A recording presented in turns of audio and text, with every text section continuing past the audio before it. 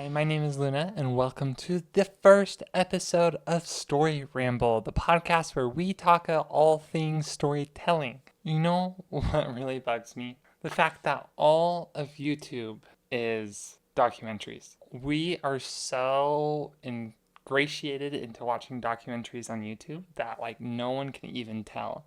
Now let me explain. If you look at a technical film telling, storytelling, visual telling format of YouTube, 90% of videos on there that we watch are documentaries. Even this video where I'm acknowledging that I'm talking to a camera, that is a documentary. And it's like this whole oh, I did this thing, let's film it and see how it turns out. And it's the documentary style. And so as a culture, we are actually pretty obsessed with watching documentaries. It's just no one admits it. And you look 20 years ago, and if you ask people what's the most popular indie film format going to be, there'd be a few guesses for documentaries, but it would not be the most popular guess. And so I have this big bone with YouTube because I want fantasy.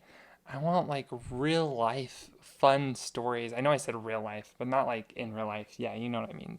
But I want more stories that are fantastical and make believe. And I get it. As a YouTuber and writer, I write scripts all the time. But to actually sit down and write a full script and then try to film that by yourself, where you're directing yourself, acting, and also writing, it's really hard. And then as a viewer, it's really hard to, I don't know, get on board quickly with a new story every time. Like if you know the character, which is just the host of the documentary, it's a lot easier. It's like each person is now this Bill Nye the Science Guy that has their own little TV show on their corner of the internet. And I just think it's so silly. I really do. I don't like it. I People say, "Well, watch something else." And it's like, well, the reason I like YouTube is it's the indie aspect of it. I love watching these small creators, these people with big dreams and not bound by the rules, and I love it. Even Mr. Beast, the biggest channel, he does so much of his content is about him as a host and all these things, and I just want more content that's fictional. I want a character that struggles with weird things. I want even realistic fiction I would take. And it's just, I think it's a lot harder to produce because what we're so used to seeing is movies and all these Hollywood productions. And that's how it used to be with documentaries, but YouTube found its own style. And I think that there are some corners of YouTube that have really awesome stories and animations and short stories, but I still think that it is borrowing a lot from traditional videography rather than forming its own YouTube community thing. And I don't know, how many people actually subscribe to a channel that is fictional, where the main character on every video is different. So you click on the video and you're like, well, I'm not sure what this is going to be about. I mean, we go more into a TV series aspect. And I personally, I have some ideas of some channels I might try out for this type of concept. I just don't know. I don't know if I'm going to do it yet. Being a writer, working for an income and all these things, it's so exhausting. It's so much. And I have these fun ideas that I want to try. And maybe if I got a crew together for 1 week and we just filmed rapid fire, we filmed 2 or 3 videos in 1 week, and then I could post them once a month on this new YouTube channel or something like that, then that would be really fun. To have a crew and to just do it and go for it. But to try to approach that by yourself is so hard. And so maybe that is why there's so many documentaries. So many indie filmmakers can't get funding, you kind of make a documentary, right? You just have to have a camera, a microphone, and something to talk about, something to film. And so I'm not hating on the genre.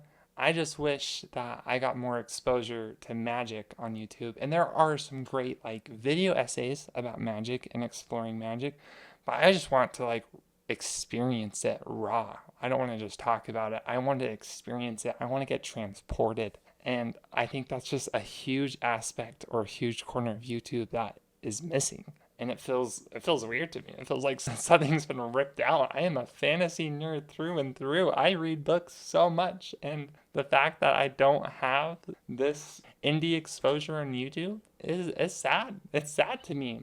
I know I'm mainly a writer and storyteller. I do have a lot of background in videography, but I still appreciate visual storytelling a lot. And it's just I almost feel like the way to describe the state of YouTube storytelling is like the early days of movies where they're like show don't tell, as in everyone to tell a story in the early days there was no audio, and so you'd have to stop the action, literally stop the film, and then have the words on screen of what the dialogue was or what the narrator was saying. And it was such a problem in early films where the film would keep stopping because the narrator would have to say something to explain the story, or the dialogue would have to say something to explain the story. And the storytelling became stronger when they got rid of that as much as possible, when they leaned into the visual aspect of storytelling. And I feel like with YouTube, it's the same in a different sense, where it's like it is so much easier to sit in front of the camera and say, this is what this video is going to be about, rather than show what the video is going to be about.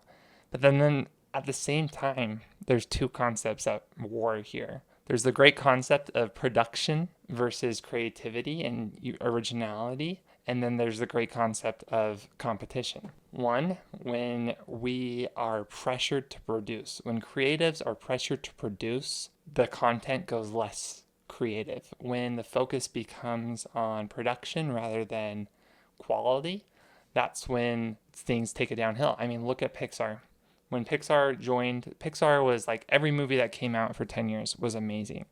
And then after they joined Disney and they had to make a new film every year, that is when we started getting things like The Good Dinosaur that flopped and all these things. I'm not saying whether or not it's a good movie or not, but that's when things flopped for Pixar, is when they were under pressure to produce this thing once a year. And there's some other things, there's some management that changed, some of their processes that changed, and they still have some good hits. But I almost wonder if it's the same with YouTube, where when these people are pressured to release a video daily, weekly, sometimes monthly, I wonder if it's easier to do something that's a little bit more known and something that's a little bit more safe. And that makes a big difference, I think. And then the other thing at war here is competition, right? There's so many videos on YouTube. There's a ridiculous amount of videos posted every day, and it's only worse now with AI. And one of the main things that helps video performance is how quickly can you tell what the video is about. When we play a video game, when we read a book,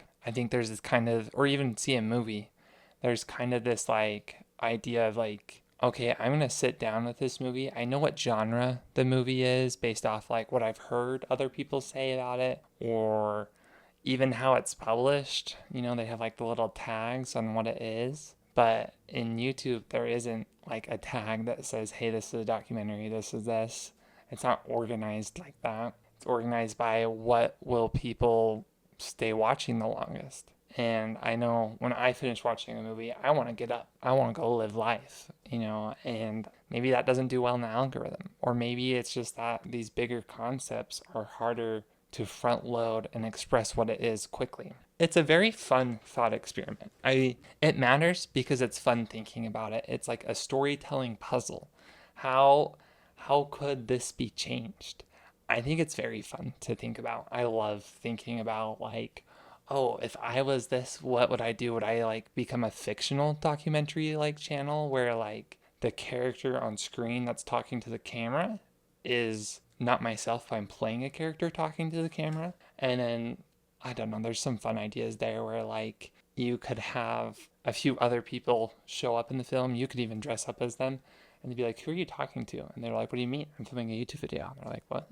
And it would get really meta there and like kind of confusing. And then that's just like, that's not even what the story would be about. That's just kind of like a style of how you could film it. And so it's interesting. I have not really seen much writing in this space of like someone writing as if they're a YouTuber and then they make the video as if the YouTuber. It's kind of like all these people that have OCs, original characters, like art wise. I think it's so cool. I love OCs. I think it's the most cool thing ever. I do think it's really hard to share though when you just have a character and you just are drawing that character. And maybe I'm just not enough a part of this world, but like it would be cool to have more stories from that character's perspective.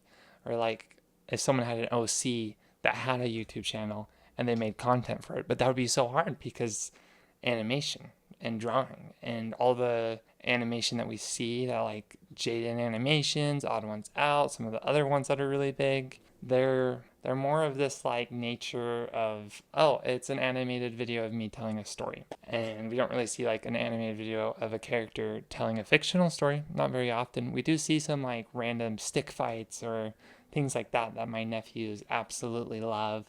And I think that's amazing. I love that for them. I guess if there's anything else about the documentary situation on YouTube that I would say, it would be that I want to see more. I personally, as a viewer, would love to see more. It's just so hard to know, like, I don't know. It's undefined. I personally think it's undefined. It's not like a TV show. Like, what does a TV show with characters that's fictional look like if it's produced by one person and not animated? Like, have we had very many examples of that yet? And if so, where are they at? Or like a good example of this is early days of YouTube. We had Julian Smith. He did like the Taken series where like Julian Smith was like kidnapped, and that's what the whole like season was about, and about him escaping. And it was very well written and very well filmed, and it was very fun to watch. And I feel like YouTube has less and less of that now, because it's almost like it's expected to be such a higher production quality than what people can consistently churn out, and the like reward versus effort maybe isn't there. And so that's what I think. Sorry for that creaking chair, by the way. I need a new one. I got it off Facebook Marketplace for $0, and there's a bit of a creak. It shall be fixed in the near future. I will just not rock for the rest of this episode. Speaking of telling fictional stories, I just finished writing my story, Pirates and Fairies. It's a novella, and I just want to talk a little bit about my experience with going through the full writing process. As a writer, there's a few things that you do. You start with a draft one. You start with your idea, and you say, I want to write a book about this.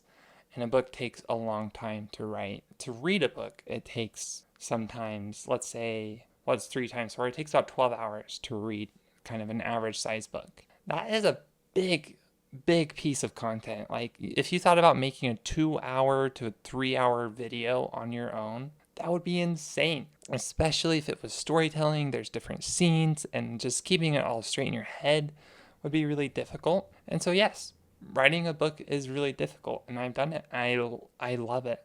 The one thing I want to say is writing a book is so transcendent. I think that word describes writing a book perfectly. When you finish that last line and you put that period in and you close the book, it's not like YouTube where you make a video and you post it and there's this nervous silence. It's this feeling of just satisfaction. I made a story and I finished it, and it's so much fun. I think that's like the first hurdle of being a writer or a storyteller, is to finish writing a book. It is a big hurdle. I'm not just talking about like rambling autobiography. I'm talking like a full story with a character and a want and conflict and resolution. Honestly, I feel like I've learned so much, not just from researching, but as a writer and as a human and as a person. I get to explore things in ways that I never thought I could, and it's very much fun. Very much fun. I think that, yeah, very much fun is totally a word. I think the second hurdle is when you finish your book, you're kind of like, now what? You finish it and you have to revise, and it's so daunting to take a book that you finished and be like, oh my goodness, I now have to revise this, because that's just what people do. Like, maybe it's good enough. I'm supposed to like let it sit for a while and breathe and come back to it, and then you come back to it and you're like, what am I doing? Like, maybe you change a few things here, you do some line edits, and you're like, what now? And for me, it took me a long time to find out that I needed to come at revision with strategy. And my strategy ended up being doing a revision guide. And so that's where you read every chapter of your book. I have a video on this actually, but you read every chapter of your book and you basically write a sentence for the summary, a sentence of what you want to change, and then you do that before you make any changes. And then you do all of that, and once you finish doing that, you kind of have like a good idea of what chapters you may want to rewrite, or what chapters you want to cut, or, oh, this plot arc was a little bit boring. Maybe it's a lot easier to make big changes that way. If you want more on that process, I made a full video about it. It should be linked in the description. But that's not the point. The point is there's all these hurdles. And so I had cleared those first 2 hurdles before I wrote this novella. So I wrote a novella, got that feeling of finishing the book, did the revision guide, revised it, felt great.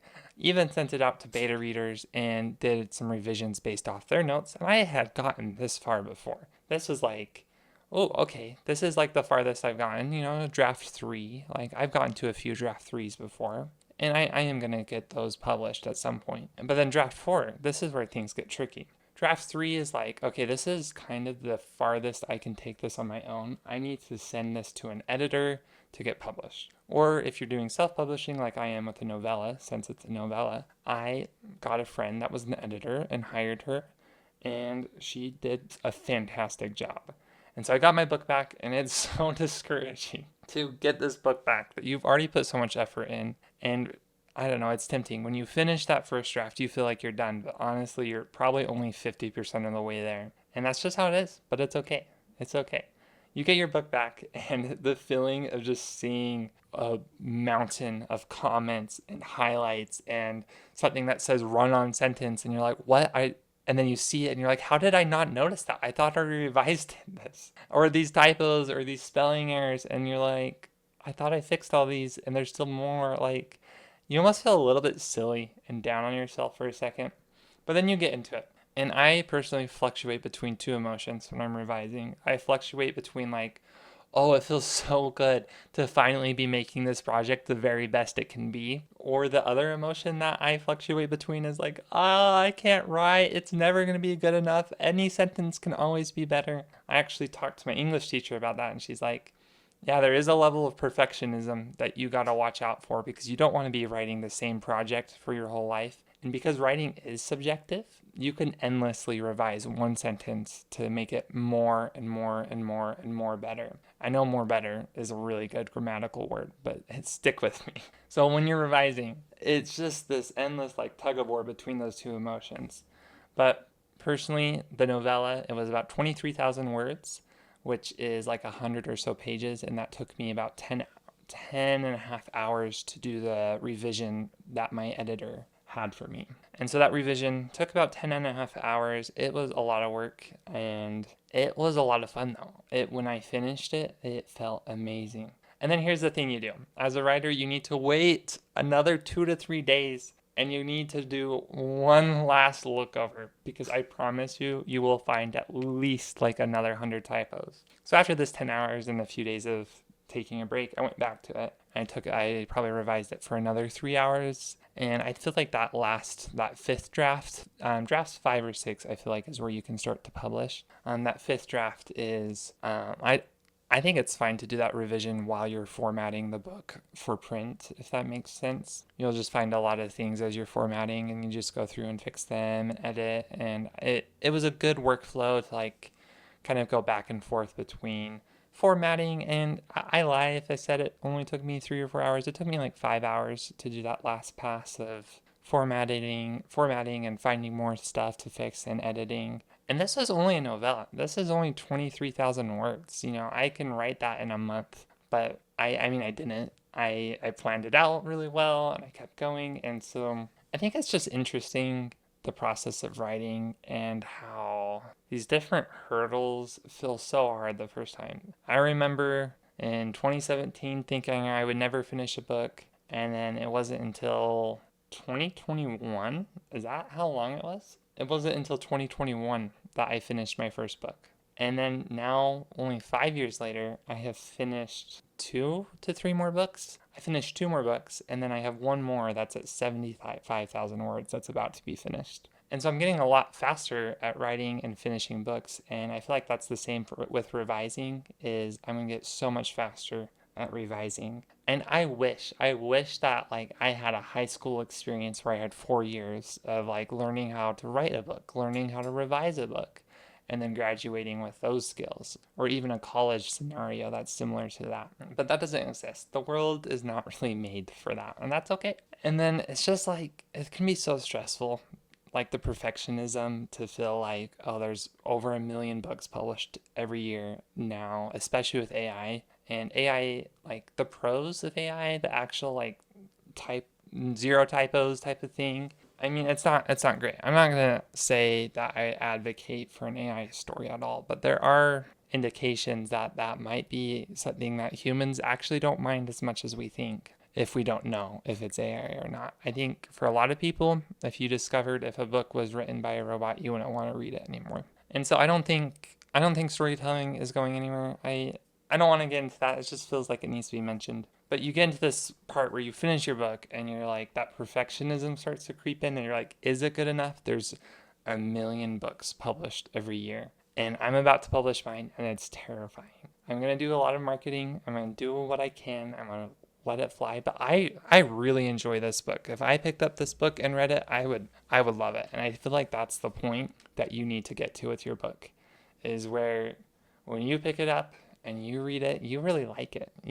There's this sense of it's not perfect, but it's the very best that I could do with some help from others around me. And I think that is a very, very awesome feeling. That's what it's all about. And I love it. I love being a writer. I love being a storyteller. It is so, so much fun to explore the world of fantasy and world building. And I guess a little bit about pirates and fairies. I mean, I won't bore you with the details, but the main character's name is Sylvie. She's like this very fun and eccentric pirate fairy, and she loves making friends. And she has this condition where every 100 years, not necessarily every 100 years, but for centuries, she keeps losing her memory. And when she loses her memory, her heart shatters and everything is awful, and she loses her complete memory. And then she seemingly, after this, will become a pirate. She finds a group of pirates or so and travels with them until she can get back to her homeland. Except for she keeps getting betrayed over and over again. And so as the reader, you figure out that this group of pirates, there's a member of this group that keeps betraying the main character.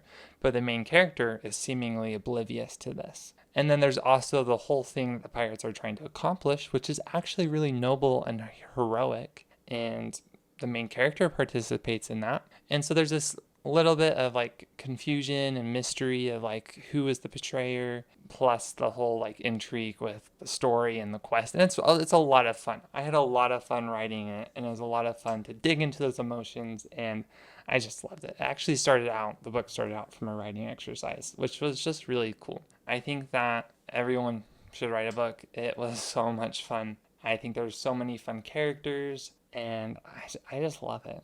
I really love it. I don't know. I just got this weird idea. Totally a non sequitur, but I've seen a lot of like D&D 5e Kickstarters. And something that I love about D&D Kickstarters is they're always like the supplemental material made to make the game more fun.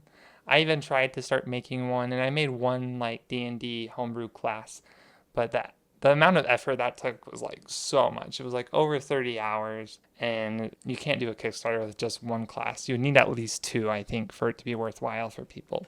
So I haven't posted it yet. But then what the idea I just got is, as a writer, what if I did like a character introduction Kickstarter? I don't care if people steal this idea, because I think, sure, I love writing ideas, and more the merrier. But what if it was like 100 character introductions, and so you can read about like these different characters, and it's like basically backstories. So I don't know if people would have interest in that. As like a high creative person, whenever I play D&D, I just want to write my own backstory. But I wonder if there's an audience there for people that would want to just like pick one. Be like, ooh, I love this story, and it's like basically this book of just a bunch of like flash fiction, and you get to just pick up where the story leaves off. It's kind of like this goofy choose your own adventure, except for, I don't know. That sounds really cool to me. I don't know. Choose your own adventure stories are very cool too. They're very difficult to write, in my opinion, because you have to make every choice seem okay, and like you want to have some wrong choices, but yeah, it's this whole thing. Back to Pirates and Fairies. I love this novella. It was so much fun to write, and I think everyone can and should write a book. I think that these hurdles, it can be terrifying, but I think you got to realize that the world wasn't made to teach writing, that it is a long-term hobby. There are other hobbies where you can sit down and you can do a painting and you can start to get pretty good at that. But with writing, it's like you're going to sit down, and your first book is probably going to take you, if you're an adult like getting into it and you've got some time, it's probably going to take you a year to 2 years to write your first book. And that's okay. I think that's just a great hurdle. But once you get over that hurdle, I think the time is like 50%. You get faster every time. You kind of know what you're doing, and it's a lot of fun. And I think that people should just celebrate books like that. This has been Luna with Story Ramble. Thank you so much for listening or watching. Have a fantastic day. Bye.